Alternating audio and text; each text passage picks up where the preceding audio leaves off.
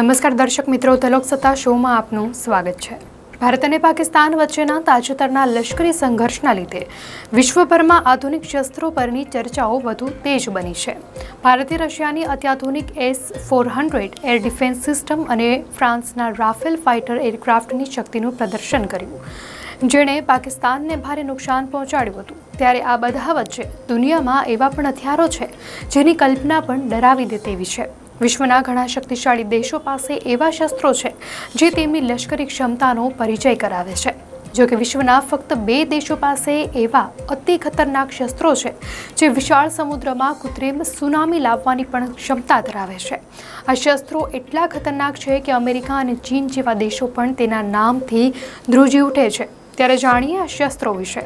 પ્રથમ છે રશિયાનું unmanned under water vehicle પોસાઇડન। Russia પાસે ઘણા શક્તિશાળી શસ્ત્રો છે જે દુશ્મનને ઘૂંટણીએ પાડી શકે છે।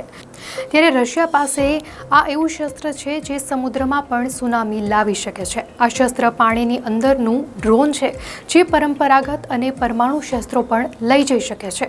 આ પાણીની અંદરનું ડ્રોન પરમાણુ ઉર્જાથી ચાલે છે અને એવો દાવો છે કે તે એટલું શક્તિશાળી છે કે તે સમુદ્રમાં પણ વિનાશક સુનામી લાવવામાં સક્ષમ છે, જે કિનારાના વિસ્તારોમાં પણ ભયાવહ તબાહી સર્જી શકે છે। બીજું છે ઉત્તર કોરિયાનું હેલ 523 ડ્રોન। રશિયા બાદ ઉત્તર કોરિયા એ બીજો દેશ છે જેની પાસે સમાન વિનાશક શસ્ત્ર છે। રશિયાનો ગાઢ મિત્ર અને અમેરિકાનો કટ્ટર દુશ્મન ગણાતા ઉત્તર કોરિયાએ 2024માં દાવો કર્યો હતો કે તેણે પાણીની અંદર પરમાણુ ડ્રોનનું સફળતાપૂર્વક પરીક્ષણ કર્યું છે। આ ડ્રોન પાણીની અંદર લાંબા અંતર સુધી પરમાણુ શસ્ત્રો લઈ જવા સક્ષમ છે। ઉત્તર કોરિયાએ ખાસ કરીને અમેરિકા તરફથી સંભવિત ખતરાને ધ્યાનમાં રાખીને હથિયાર વિકસાવ્યું છે।